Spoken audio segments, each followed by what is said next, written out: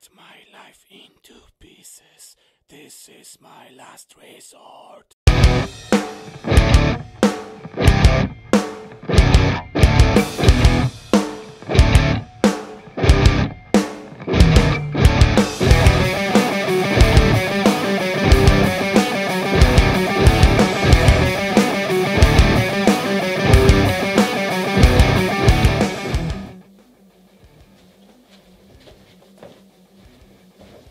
A, już jesteście.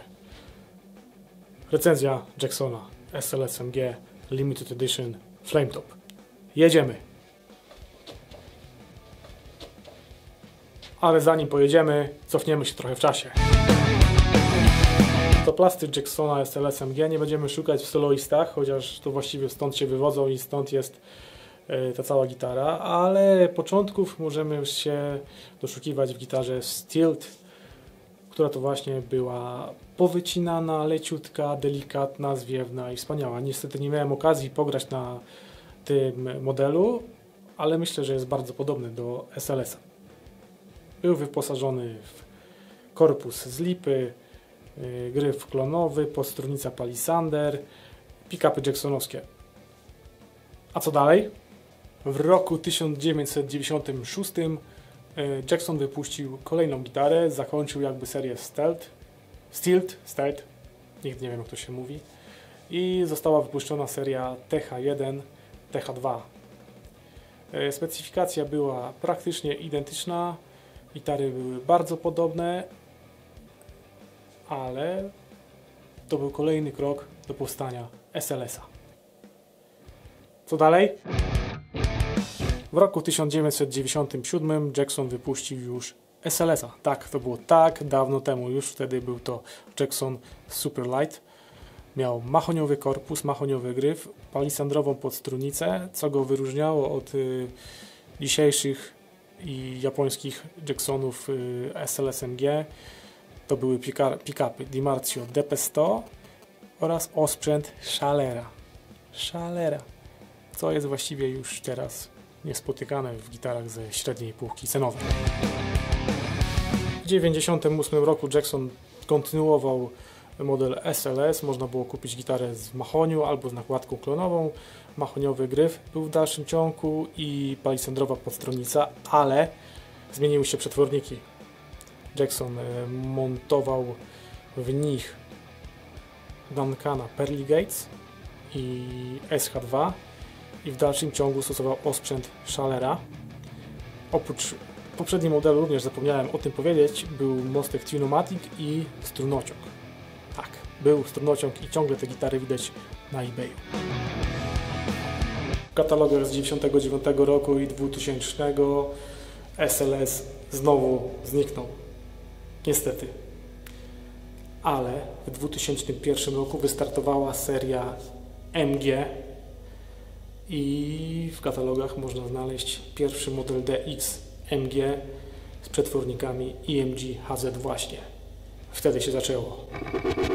W katalogu z 2002 roku znajdziemy w końcu SLS MG w kolorze satynowym czarnym. Mahoniowy korpus, mahoniowy gryf, heban na podstrunicy, olejowe klucze Jacksona i Tune-o-matic. I oczywiście EMG HZ na pokładzie. W 2003 roku seria MG ruszyła na dobre. Najprawdopodobniej cieszyła się ogromną popularnością, skąd wysyp bardzo wielu modeli z tej serii, czyli SLS MG w kolorze satynowym czarnym, SLS MG w kolorze violin brown, czyli brązowy, taki podpalany, skrzypcowaty, modele z serii DKMG, czyli Dinki, był ten model taki z takimi ogienkami na podstrunicy, był baryton, był nawet swirl, czyli naprawdę na bogato. Po zakończeniu produkcji SLS MG przyszła kolejna SLS3. Była to bardzo podobna gitara, nie montowano już do niej EMG, jak sama nazwa wskazuje, tylko z tego co pamiętam SH1 dwa razy. Gitara miała już takie prostokątne, brzydkie markery zamiast zębów rekina. No a później nie było już nic, nawet nie wiem kiedy skończyli produkować te SLS-y. Były takie fajne. No dobra, ale skąd ten Flametop? Prawdopodobnie, bo nie są to w 100% sprawdzone przeze mnie dane, no bo internet w tamtych czasach trochę jeszcze nie domagał, szczególnie gitarowy. Prawdopodobnie w 2004 roku wyszła seria Jacksonów dla sklepu Musician Friend. I było to 100 czarnych flametopów i 100 czerwonych flametopów. Nazywały się Limited Edition, podobno można je było dostać na całym świecie, tak naprawdę chyba nie.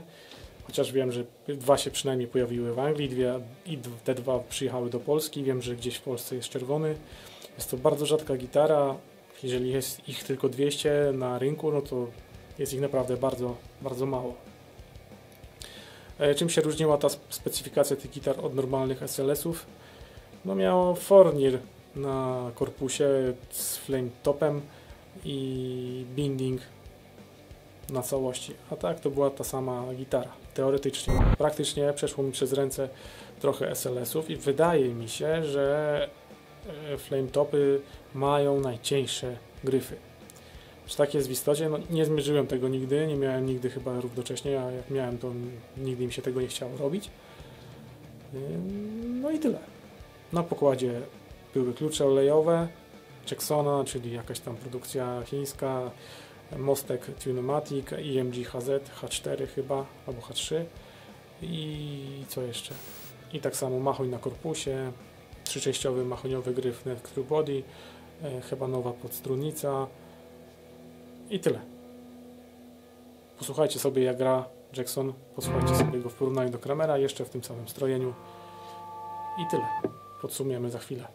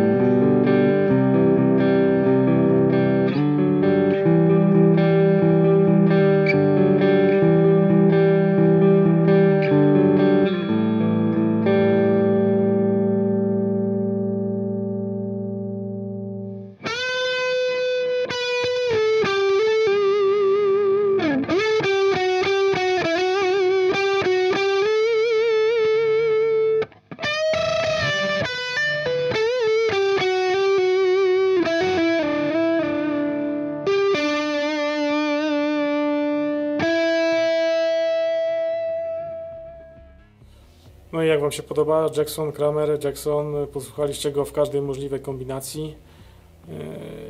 Co Wam powiem? Uważam... Nie. Wszyscy mówią, że Jackson skończył się jak kupił go Fender. Ja z kolei przegrałem kilka tych gitar starych i okej, są naprawdę fajne, ale nie wszystkie. Tak samo jak w każdej innej produkcji są fajne egzemplarze i są niefajne i nie uważam, żeby to było jakieś super, mega, hiper i w ogóle bez porównania do żadnego innego wiosła. Uważam, że SLS-y to są zajebiste wiosła. Nie każdy, ale większość. Na pewno jeżeli traficie Flametopa, to powinniście być zadowoleni, bo są naprawdę przekozacko zrobione. Satynowe, świecące, błyszczące, swirle. Trzeba to sprawdzać, zobaczyć. No wiadomo, zawsze coś tam się może trafić nie tak, ale ogólnie brzmieniowo, wykonawczo uważam, że to są po prostu mega wypasy. Jeżeli można kupić takiego Jacksona za 2000, można go kupić, była okazja, za 1200 zł. Jeżeli ktoś kupuje takie wiosło za 1200 zł, to spokojnie ładuje w nie lepsze klucze, lepszy most, lepsze pick-upy i ma wiosło do końca życia. Naprawdę. Tyle na dzisiaj. Dajcie znać, czy podobała Wam się taka forma recenzji, łapy w górę, w dół. Pamiętajcie o subskrypcji kanału i widzimy się kiedyś. Adios.